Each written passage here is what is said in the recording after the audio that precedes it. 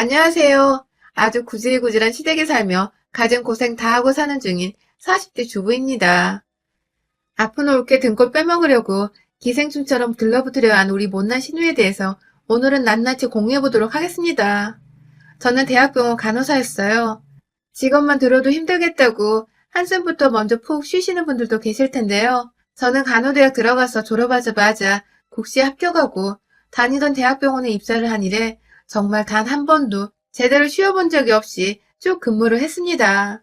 주기적으로 반복되는 3교대 근무가 제 몸을 망가뜨려 가고 있었지만 저의 평생 직업이라는 생각만을 하면서 쉬지 않고 일을 했네요. 그와 더불어 얻는 보람과 성취감, 여러 가지 복합적인 감정들도 늘 감사하게 여기는 사람이었고요. 그러다가 정말 강제적으로 직장을 그만둘 수밖에 없었습니다. 제가 상대하던 환자와 정말 아주 사소한 걸로 시비가 붙어버렸거든요. 입원하던 일주일 내내 반말부터 시작해서 집안 도우미 아줌마 마냥 집안일 시키는 종 취급을 하고 무슨 식당 웨이트리스라도 된다는 듯 배달 음식까지 시켜달라는 환자. 이런 환자 여러 봤지만 저 말고 다른 신입 간호사 병실까지 손대며 삿대질을 해대는 꼴에 제가 더 이상 참지를 못했어요. 따끔하게 병원 규칙부터 간호사가 하는 일을 설명을 드렸죠. 그 전에 이미 먼저 사근사근 말을 했는데도 귓등으로 터듣지를 않아서 제 나름대로 다른 간호사 후배들까지 다 책임진다는 생각을 하고서 작정하고 말을 꺼낸 것이었어요. 하지만 결국 돌아온 건 그 사람의 상상하기도 싫은 엄청난 삿대질과 모욕적인 말, 그리고 실제로 제빵까지 때리며 더 심한 폭행까지 하려고 겁박을 하던 모습뿐이었습니다. 다른 동료 간호사들은 제 편을 들어주다 말고 완전히 태세전환으로 모른 척 돌아섰고, 저는 결국 환자를 혼자서 그따구로 상대했다가 환자를 화나게까지 만들어서 병원 컴플레인 걸려오고 난리가 났다며 저는 환자에게 사과할 것을 강요받았고, 실제로 저는 직장을 위해서 그 진상 환자 앞에서 고개 숙여 사과를 했습니다. 너무나도 수치스러웠고 너무나도 한탄스러워 지금도 글을 쓰면서 손가락이 벌벌 떨리네요. 하지만 그렇게 사과를 하고 난 후가 더 고역이었어요. 동료들에겐 제가 그냥 별나고 자신들을 수치스럽게 만든 장본인이라 생각을 하며 저를 피하기 시작한 것입니다. 네, 사내 왕따를 당해버린 거예요. 사표를 쓰지 않을 수가 없었습니다. 평생 직업이라 여기서 쭉쭉 승진까지 해서 나 자신만의 확고한 커리어를 쌓아보자고 멋지게 꿈도 꿔봤지만 결국 그 꿈을 지켜낼 수가 없었습니다. 그렇게 퇴직을 하고 나서 보니 그래도 퇴직금에 그간 모아놓은 간호사 월급으로 제법 적지 않은 돈을 통장에 지니고 있었어요. 그래봤자 저는 결혼도 했고 아들 하나도 키우고 있어서 그 돈은 가정의 보탬이 되도록 써야겠다는 계획뿐이었지만 그래도 기분은 좋더라고요. 더 솔직하게 말하자면 내가 지난 몇십 년간 개고생하며 일을 했던 게 결국 이렇게 사소한 통장 안의 숫자들로 기입이 되는구나 싶어서 내심 허탈하기도 했습니다. 저는 그 후로 사람들을 만나는 것도 괜히 두렵고 걱정이 되고 하다하다 기피까지 하게 되면서 더욱 집안에 숨게 되었는데 말이죠. 아무튼 그렇게 퇴사를 하고 거의 10개월 정도는 정말 집안에서 꼼짝도 안 하고 아들 키우고 남편 내조 하면서 살았어요. 만약 가족들이라도 없었으면 저는 당장 하고 싶은 것도 해야 할 일도 없어서 그저 침대 위에 멍하니 누워있기만 했을지도 모릅니다. 그래도 아들이 옆에서 자꾸 엄마 엄마 하면서 일부러라도 엉겨붙어주고 남편도 자꾸만 집에서 이것저것 해보라고 짐대는 식재료에 이것저것 돈을 들이부어 저 심심하지 말라고 자꾸 뭘 사오는데 주변 사람들 봐서라도 제가 얼른 기운을 차려야겠더라고요. 그런데 문제는 제가 기운 차려내던 그 시기에 껌딱지처럼 둘러붙어 거머리 마냥 제 피를 쪽쪽 빨아먹으려 한 악마 같은 년이 있었다는 것입니다. 지금 생각해도 얘는 병원에서 제가 상대했던 그 진상 환자보다 더 질이 나쁜 놈 같네요. 그 환자는 본인이 개념 없는 사람이란 걸 대놓고 자랑한 듯 티내기라도 했지, 이년은 그걸 감쪽같이 속여서는 자기는 아무것도 모르는 순진한 양인 척하며 지냈거든요. 자꾸 제가 년년거리는 인연은 바로 저희 형님이십니다. 저와 형님은 2살 차이가 나요. 정말 자매로 치면 친구처럼 지낼 수도 있는 얼마 차이 나지 않은 나이죠. 처음에 남편한테서 저를 잘 챙겨달라는 부탁을 받았는지 저보다 더 오래 가정주부 생활을 해왔던 형님은 제가 직장을 그만두고 반년쯤 지나는 시기부터 주기적으로 저희 집에 찾아오셨어요. 그 후 제가 정신을 차리게 된 그 4개월 동안 형님은 자주 저를 찾아오셨어요. 아주 처음엔 제법 음식도 만들어 오시고 혹은 장거리들을 봐와서 저한테 양파 하나 정도라도 까도록 시키면서 함께 요리를 하기도 하셨죠. 자꾸만 저한테 일거리를 쥐어주시고 제가 아무것도 하지 않을 때 누워만 있지 않도록 부단히 애를 써주던 모습이 참 고마웠습니다. 그래서 저도 자연스럽게 형님께 마음을 더 활짝 열었던 것 같아요. 그런데요, 그때부터 뭔가 제가 형님께 털리기 시작했어요. 집으로 자주 찾으시더니 한 달 정도 지나서부터 돈을 꾸시더라고요. 맨 처음엔 저한테 아주 자연스럽게 현금이 있냐고 물어보셨어요. 택시 타고 왔더니 기사님이 집 바로 앞에 세워주는 바람에 과일 마트에 들리기가 애매했다고 집만 놓고 다시 장 보러 가려 했는데 카드 말고 현금이 없다면서 현금으로 사야 얼마 더 싸게 판다며 주저리 잘도 진짜인 것처럼 신박하게 설명을 하시길래 현금은 없어서 계좌이체로 해드리면 되겠냐고 물었어요. 뭐 요즘 과일 가게에서 결제는 계좌이체로도 쉽게 하니까요. 그래서 고맙다고 갚겠다면서 조화를 하시더니 10만 원을 부르시더군요. 과일 사는데 10만 원이요. 순간 좀 많다 싶었는데 잔돈 남으면 당연히 돌려줄 텐데 형님도 그냥 계산 씌우시려고 10만 원을 부르셨구나 싶었습니다. 그런데요. 한 30분 정도 장을 보러 나갔던 형님이 집으로 돌아오시는 길에 들고 온 과일은 딸랑 사과 6개가 전부였습니다. 그것도 뭐 어디 대단한 지역 특산물도 아니고 그냥 검은 봉다리 안에 들어있는 사과 낱개로 6개 말이죠. 처음부터 사과를 사려 했는데 10만 원이나 빌린 건가 싶어서 의아했던 그때 과일 상태가 너무 안 좋아서 제일 멀쩡해 보이는 사과만 사왔다며 멋쓰게 하시더라고요. 그럼 그렇지. 전 제가 괜히 형님을 오해했다 싶어 괜히 민망하더라고요.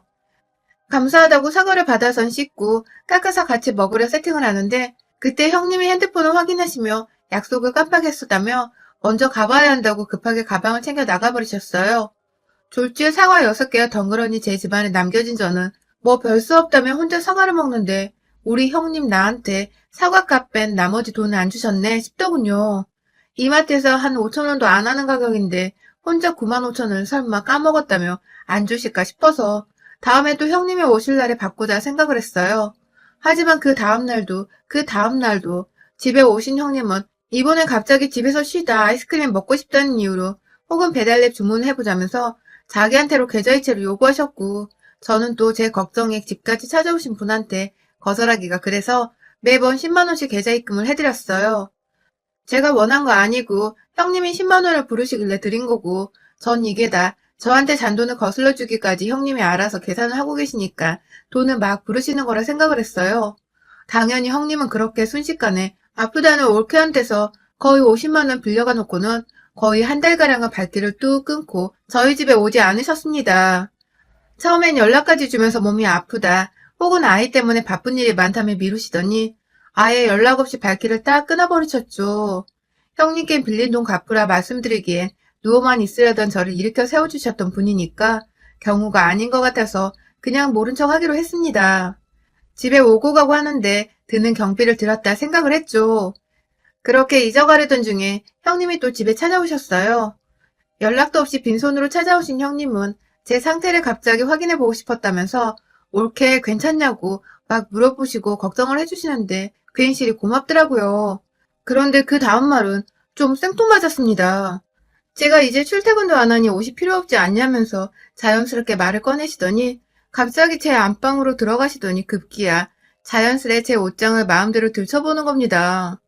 집에 와서 제 옷장까지 가는데 걸리는 시간은 정말 10분도 안 걸린 것 같은데 그 과정이 너무 자연스러워 제가 다 당황을 했어요.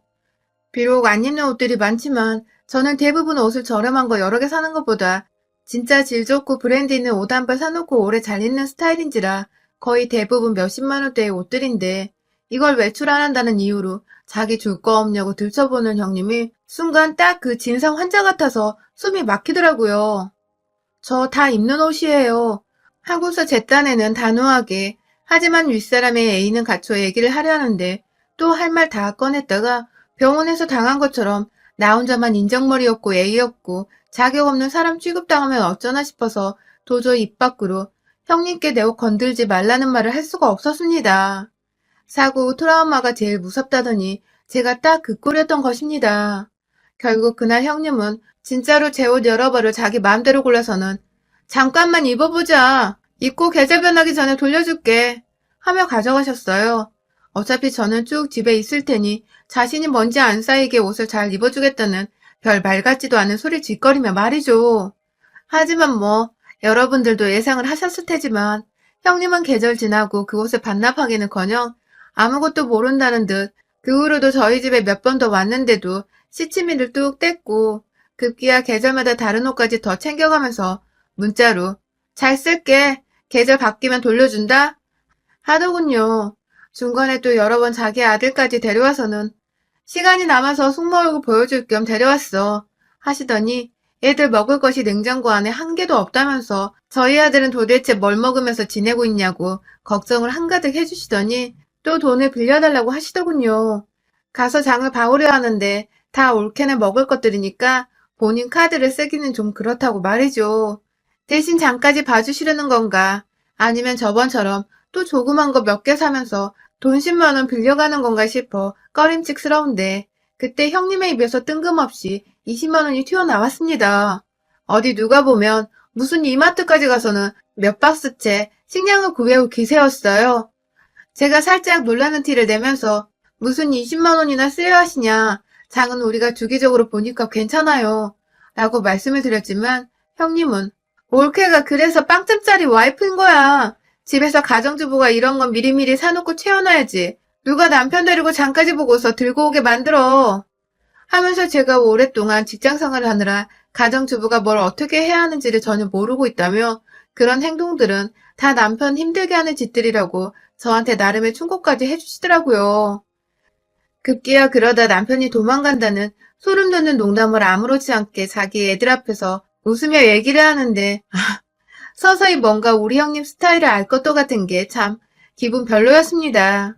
결국 형님이 장을 봐오겠다고 자기 말 들으라고 해서 그냥 확 카드를 줘버려야지 하다가 진짜 얼마 긁을지 가늠이 안 되어 겁이 난다며 그냥 현금 20만 원을 이체해드렸어요. 돈 보내면서도 내가 진정한 호구구나 하면서 진짜 한심했지만 자기 엄마를 도둑년 취급하는 건가 싶어 절 빤히 쳐다보는 형님의 아이들이 신경 쓰여 어른들은 그런 모습을 보이면 안 되는 거라며 저 스스로를 이해시키며 돈을 이체했어요. 그리고 뭐 결과는 역시 나왔습니다.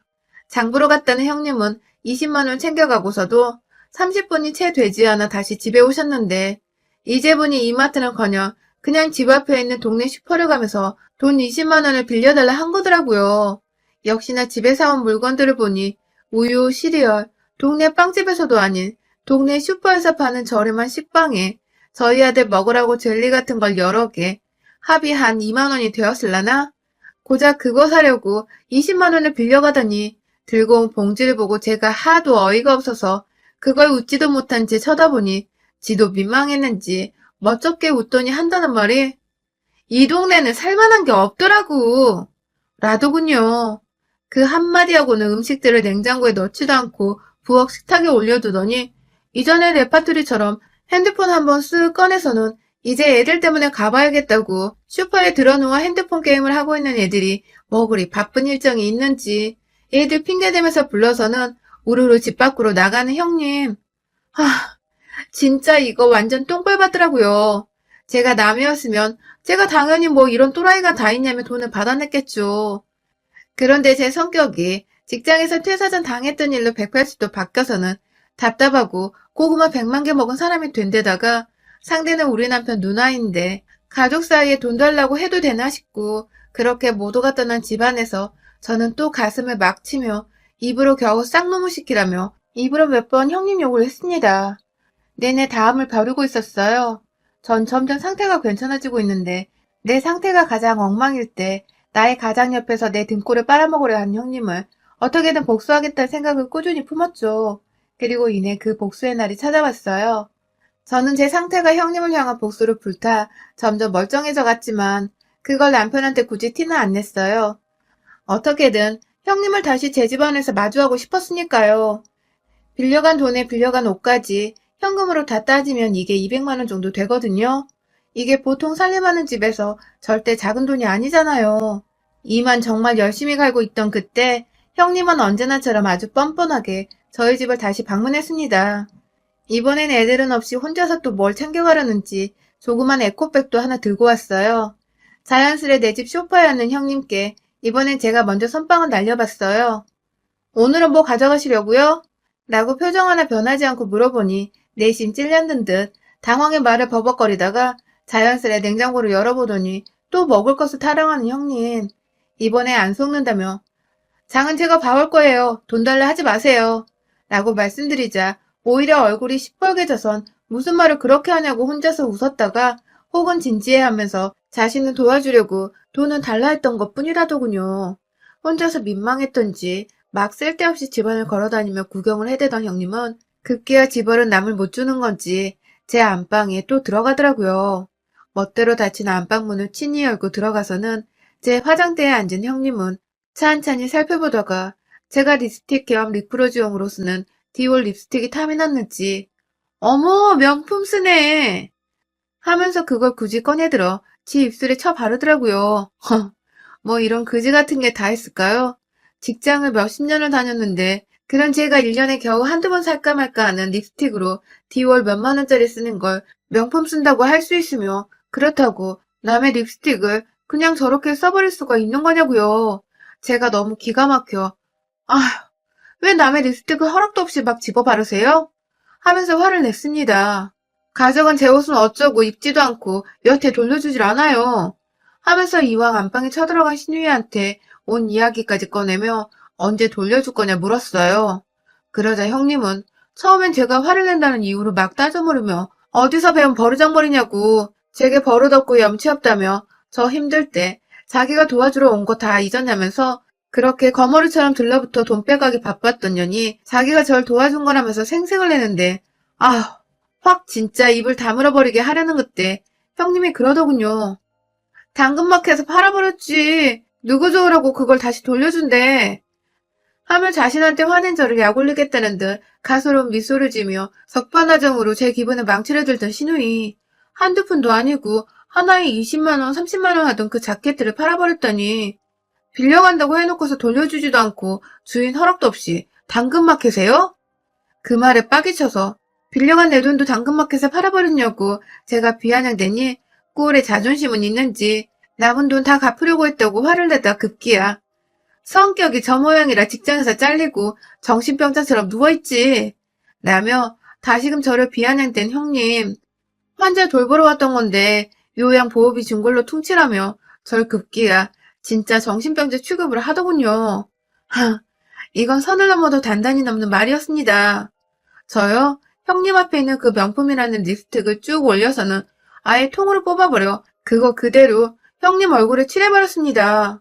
쓰고 싶은 거 마음껏 쓰고 그냥 돌려주지 말고 가져다 버리라며 제 돈이 좀 아깝지만 지금 돈이 대수냐 싶어서 립스틱으로 한껏 형님 눈두덩이에 볼따구며 목까지 칠해버리고는 그대로 뒷덜미 잡아 끌고 부엌으로 달려가 부엌 가위로 머리카락을 확 난도질해버렸어요. 마침 긴 머리에 곱슬 파마를 해서 제 손 안에 잡히기가 쉬웠는데 나는 이거 잘라다가 암 환자분께 기부할란다 하면서 정말 한순간에 그 털을 뽑아버렸네요. 저 진짜로 그 머리카락 소아암 환자분께 머리카락 기부하는 모발 기부 운동본부에 기부하려고 했습니다. 하지만 파마머리를 안 된다네요. 그날 형님은 진짜 딱 쇼컷하기 좋은 길이로 머리가 잘리고선 발악을 하며 제 앞에 엎드려 오셨고 그런 형님 머리 위에서 전 말했어요. 정신병자한테 돈 빌리고 옷 빌려갔다가 안 갚으면 다음번에 손모가지든지 주둥이 둘 중 하나 잘리는 거야. 라고 말입니다.